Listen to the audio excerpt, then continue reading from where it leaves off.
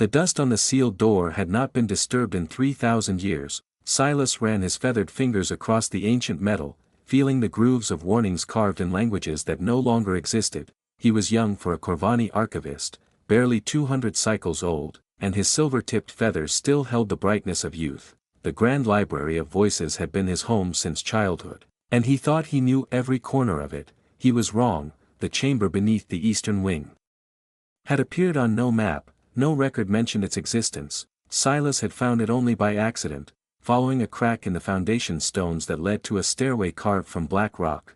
You should not be here. Silas spun around. Elder Mira stood at the top of the stairs, her ancient feathers gray and brittle, but it was her eyes that made Silas step back. He had never seen fear in those eyes before. Elder, I found something.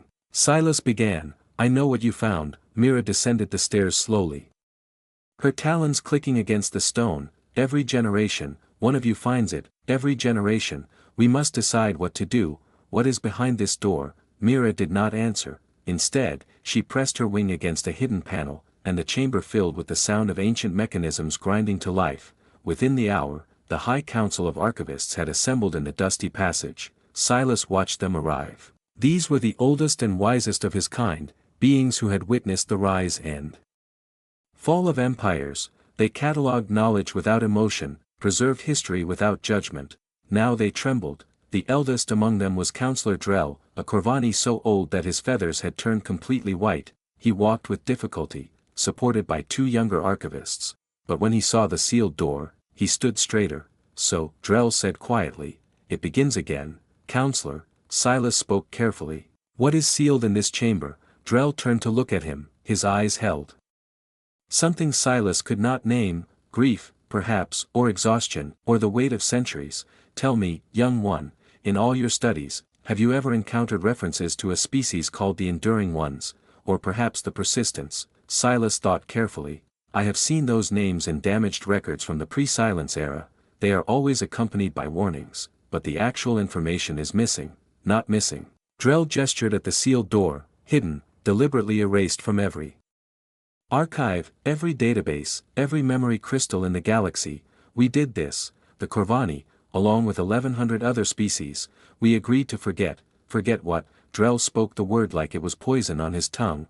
Humans. The silence that followed was absolute. Silas had never heard the word before, yet something about it made his feathers stand on end. 3,000 years ago, Drell continued, the Galactic Collective discovered a small world on the edge of the spiral arm. The inhabitants were primitive, barely capable of reaching their own moon. We thought they would be easy to subjugate. We thought wrong. Elder Mira stepped forward. The war lasted 40 years. We lost 500,000 ships. They lost 90% of their population, and still they fought. How is that possible? Silas asked. Because they refused to accept defeat. Drell's voice grew heavy. Other species surrender when the odds become impossible. Humans did not understand this concept. They fought with broken ships. They fought in vacuum with knives. They smiled as they died because they took our soldiers with them. We killed them by the billions, and still they came. What happened? We built a barrier around their star system. We sealed them away and erased all records of their existence. We called it the Great Mercy. Drell laughed bitterly. Mercy for us, not for them. The last human we spoke to, a wounded female missing an arm, delivered a message before the barrier closed. What did she say? Before Drell could answer, a young archivist burst into the passage, his feathers wild with panic. Counselors, emergency transmission from the outer territories. A mining vessel accidentally breached the barrier around an uncharted system.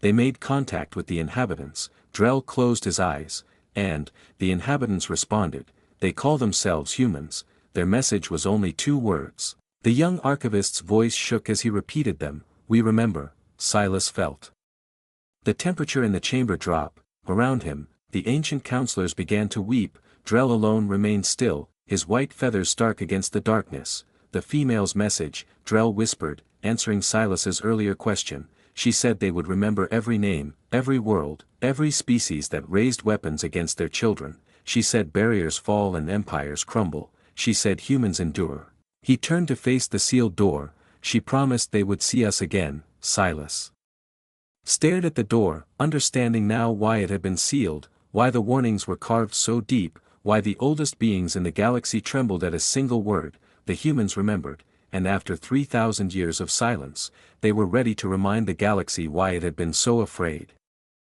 The holographic projector had not been activated in 3,000 years, and it groaned with age as Counselor Drell pressed his wing against the control panel. "You cannot show him this," Elder Mira protested. "The knowledge is forbidden." "The knowledge was forbidden because we hope to forget." Drell shook his head slowly. "The humans have not forgotten. If they remember, then we must remember too."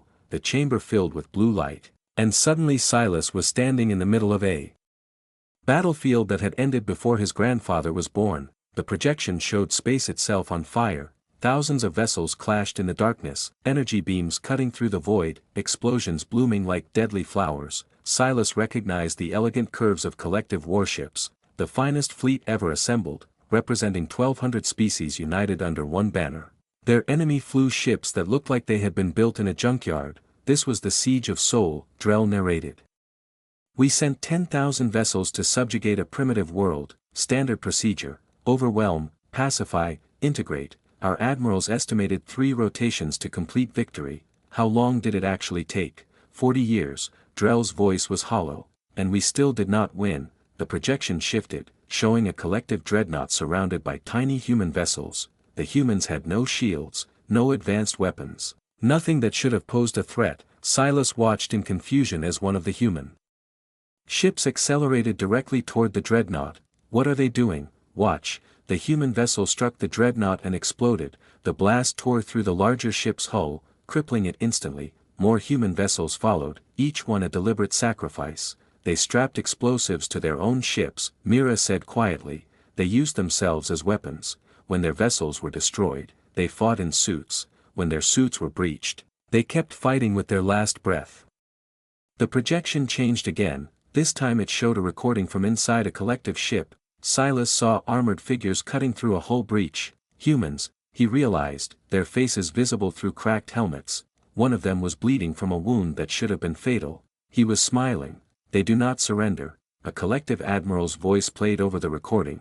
"They do not retreat. They do not recognize when they have lost." "What are we fighting?" "After 40 years, Drell continued, we had lost 500,000 vessels. Humanity had lost 90% of their population, and they were still fighting, not just fighting, learning. Every piece of our technology they captured was reverse-engineered within cycles. Every tactic we used was countered. Every weakness was found and exploited. How did you stop them?" "We did not stop them. We simply made them an offer they could not refuse." Drell gestured, and the projection showed a vast council chamber filled with representatives from hundreds of species. Our governing body convened in emergency session. We had 2 options: complete extermination or total isolation. "Why not extermination?" Drell laughed, but there was no humor in it. "We calculated the probability of success. Even if we destroyed their planet, our analysts concluded that humans would survive. They would find a way. They always found a way. Some would escape in hidden ships, some would survive on asteroids, some would simply refuse to die until they had built new weapons to hunt us down." The projection shifted one final time. A human female stood before the collective council. She was wounded, her left arm missing below the elbow, her armor scorched black.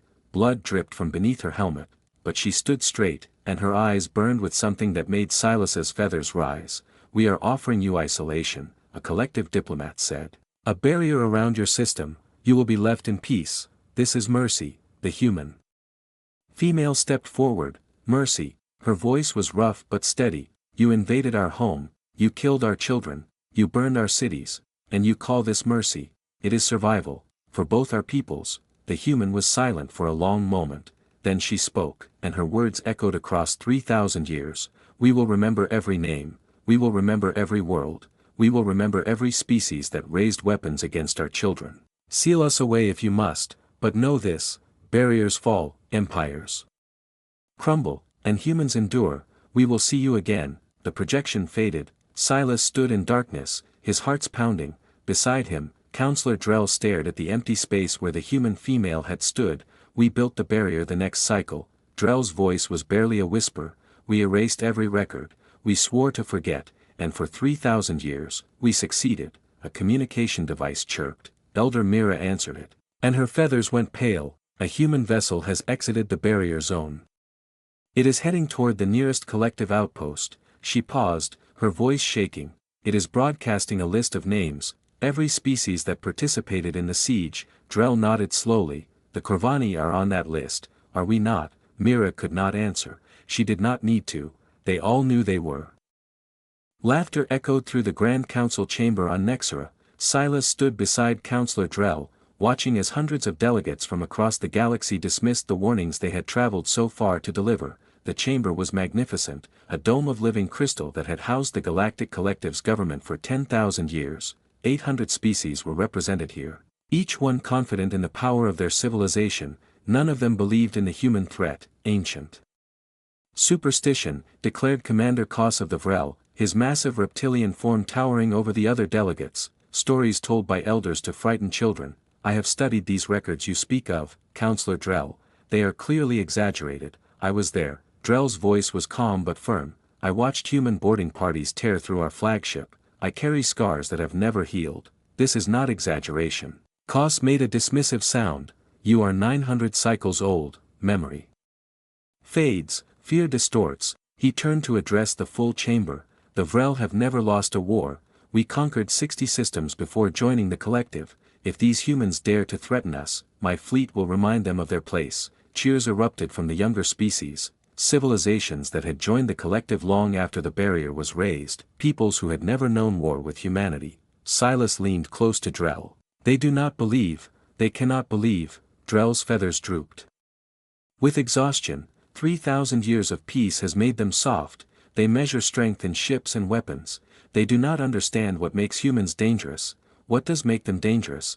Drell turned to look at him. Humans do not fight to win. They fight to make victory so costly that no one will ever attack them again. They would rather destroy themselves than submit. There is no negotiation with such a species. There is only survival or extinction. The chamber called for a vote.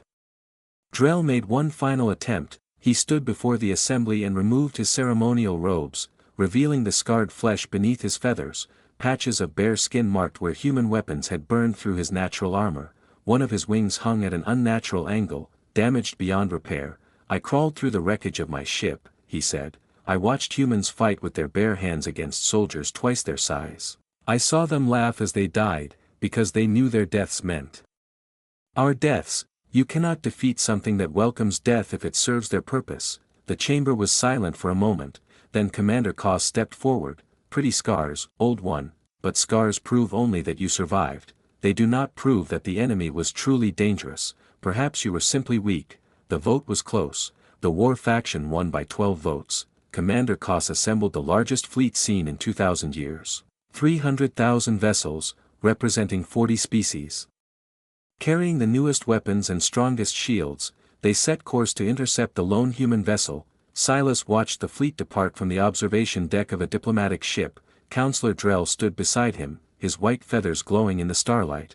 Why did you stop arguing? Silas asked. You could have called for more debates, more votes. Because some lessons can only be learned through blood. Drell's voice was heavy. I have done what I can. I have warned them. Now they must see for themselves. 3 days passed. The fleet reached the edge of the former barrier zone. Sensors reported that the lone human vessel had stopped its advance. Commander Koss broadcast his triumph across all channels. The humans were retreating. He ordered pursuit. That night, Silas was awakened by alarms. He rushed to the observation deck and found Counselor Drell already there, staring at a tactical display. The old Corvani's feathers had gone completely still. What is happening? Drell pointed at the display. The barrier around Earth's solar system was flickering. Ancient stations that had maintained it for 3,000 years were going dark, one by one, but the barrier was not being breached from outside, it was being dismantled from within. They were not retreating, Drell whispered, they were reporting.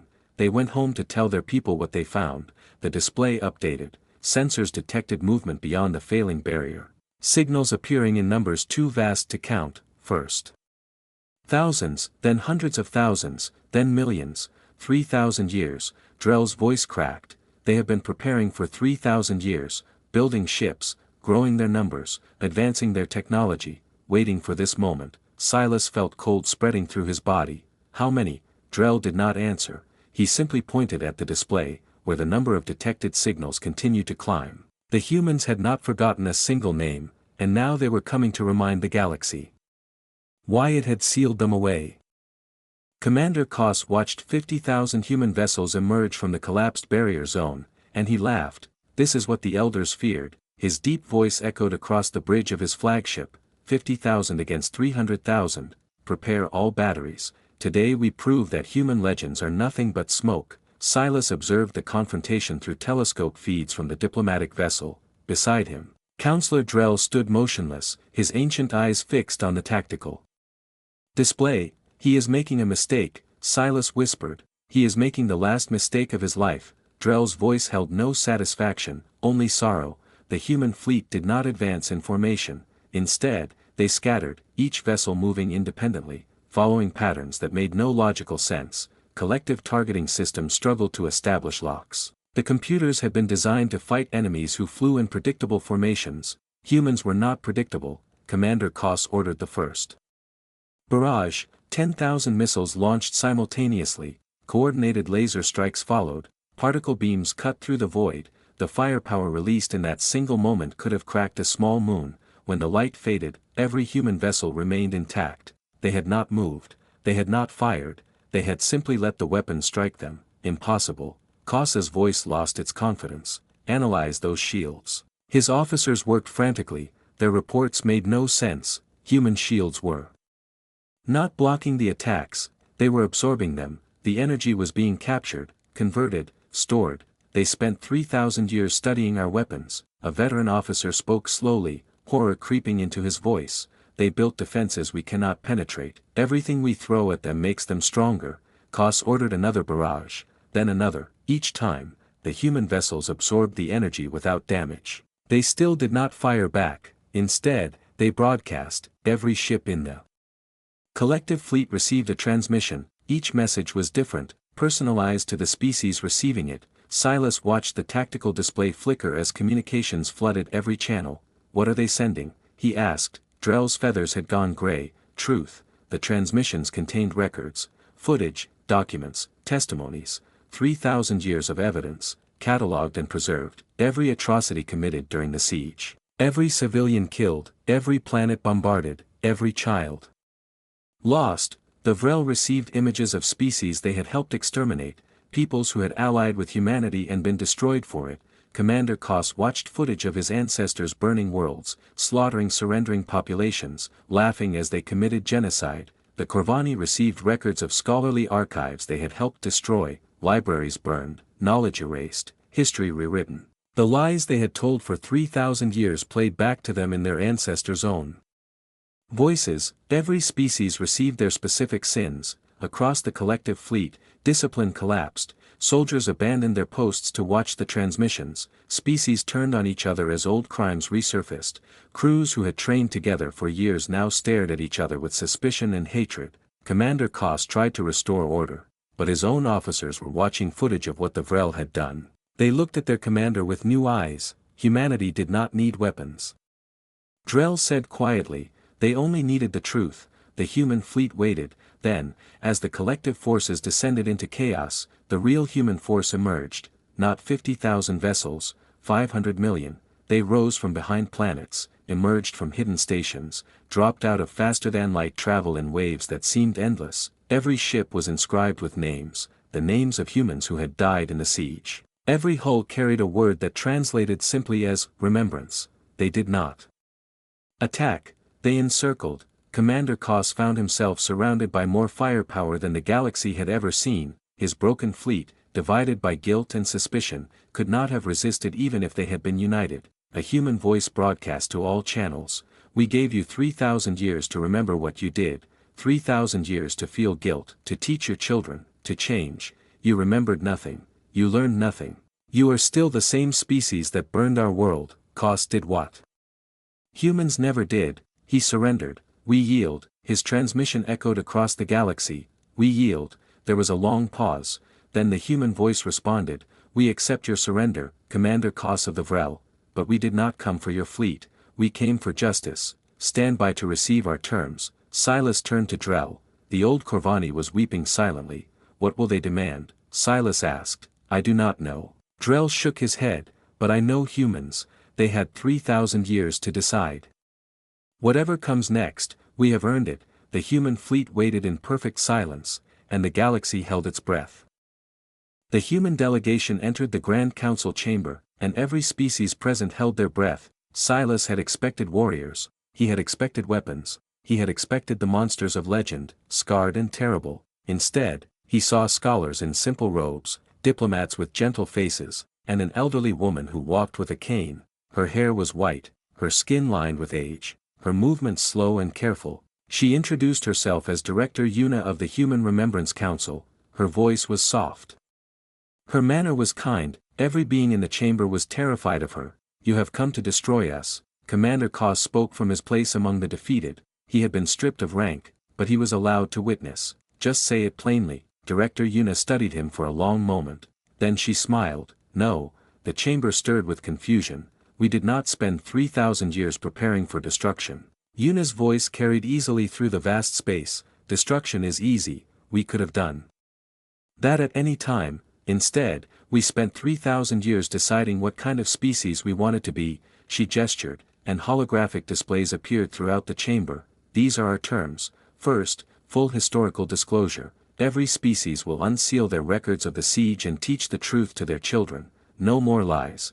No more forgotten crimes. Second, the memorial worlds. 3 planets will be designated as permanent memorials to the human dead, maintained by the collective. Open to all. Third, integration. Humanity will rejoin the galactic community, as equals, as partners, as neighbors. Silence followed. Counselor Drell stepped forward. That is all. You demand no vengeance, no punishment. We demand truth and remembrance. Yuna's eyes were steady. That is punishment enough, living with the knowledge of what you did, that will last far longer than any war. Koss rose to his feet. Why? You have 500 million ships, you could enslave us all, you could do to us what we did to you. Why mercy? Yuna approached him slowly. She was barely half his height, fragile and old, yet he stepped back as she came near. 3,000 years ago, you gave us a choice, extermination or isolation. We chose survival. We built our fleet and grew our numbers. And every generation, we debated what we would do when the barrier fell. She paused. Half of us wanted revenge, half wanted peace. The debate lasted 2,000 years. What decided it? We looked at what revenge would make us. Yuna's voice softened. We would become conquerors. We would burn worlds and kill children. We would be exactly what you were, and we refused. We are not you. We will never be you. She turned to address the full chamber. Every human child learns about the siege. We know the names of every species that attacked us. We remember every crime. But we also teach that hatred is a prison. Revenge is a cycle. The dead are not honored by creating more dead. Director Yuna gestured at the displays showing the human fleet. These ships are a guarantee. No one will ever attack humanity again. But they were built hoping they would never fire a shot. We want partners, not subjects. We want neighbors, not slaves. The choice is yours. One by one, species stepped forward to accept. Counselor Drell was first. He approached Director Yuna and bowed his scarred body low. We failed you. We suppressed the truth. We are not worthy of this mercy. Yuna took his wing gently. Everyone is worthy of mercy. That is what makes it mercy. You are not responsible for what your ancestors did. You are only responsible for what you do now. Even Commander Koss eventually stepped forward. He could not meet Yuna's eyes, but he bent his massive head in acceptance. The vote was unanimous. 1 year later, Silas walked through the grand library of voices. The sealed chamber was now open to all. The forbidden archives were required reading, but there was a new addition, a gift from humanity. It contained 3,000 years of their history, their struggles and debates, their choice to become something better than their pain. Director Yuna's words were inscribed above the entrance. We remember so that we may forgive. We forgive so that we may build. We build so that no one else must suffer what we suffered. Silas began to read. The elders had warned them about humans. They said humans were dangerous. They were right. But not in the way they meant. Humans were dangerous because they proved that hatred is a choice, and so is mercy.